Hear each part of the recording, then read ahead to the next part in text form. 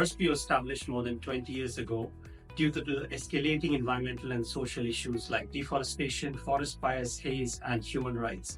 WWF has played the role of bringing stakeholders together for the establishment of standards like the RSPO.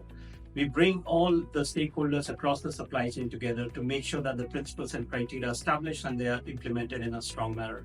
With RSPO reaching close to 6,000 members, we'll continue working with the key initiatives like the Palm Oil Buyer Scorecard and educational videos to make sure that the production and consumption of palm oil is sustainable. WWF has a principle of zero deforestation, biodiversity protection, and human rights protection. Our principles of protect, produce, and restore is a good example of how we apply nature-based solutions at scale, especially in landscapes which have a variety of natural ecosystems and have mixed commodity production like palm and rubber. Since 2009, we have been publishing the Palm Oil Buyer Scorecard, and that brings together different stakeholders to use its methodology and for their own assessments. For example, companies use the scorecard to assess the gaps in their supply chain. Financial institutions use it to assess the risk in their portfolio, and consumers use it to assess the brands that they love using. Together, we have brought together the stakeholders to use the scorecard for a more fair and responsible industry. Recently, we also were recognized by the RSPO for the Share Responsibility Award because we have been running the Asia Sustainable Palm Oil Links program across the biggest markets in the world for palm oil. So India, China, Indonesia, Malaysia, and Singapore, which are key players in the palm oil industry, we bring them together to promote sustainable production and consumption of palm oil.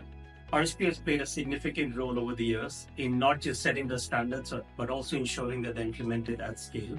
For the companies to have more sustainable policies and practices, it has also created multi-stakeholder forums for financial institutions, NGOs, farmers cooperatives to be a part of the solution. Over the next 20 years, we want to see stronger regulations and frameworks around the world to create a stronger and more responsible palm oil industry. We want to see supply chain actors work on beyond certification initiatives like the verified supply chains, which are free from deforestation, conversion, and human rights violation. We also want to see asset managers use innovative green finance mechanisms to support innovations like the regenerative palm oil framework. We also want to see the stakeholders come together, from the farmers to the consumer goods manufacturers and others, to work together for these stronger regulations.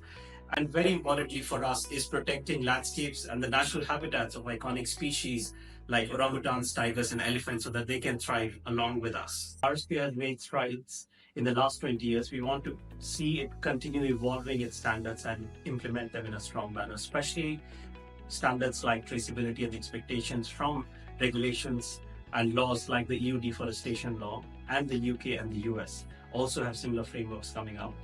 In the next 20 years, we want to see RSPO operate as a global partnership to make palm oil more sustainable around the world, especially in the biggest consuming markets like Indonesia, India, and China. We want to see stakeholders come together to make bridges within and beyond certification system initiatives. So workers, local communities, indigenous people, and others coming together to make sure that palm oil is produced in a responsible manner, wherein members of RSPO can proudly report on the actions they have taken, which take them closer to the net zero and nature positive targets by 2030.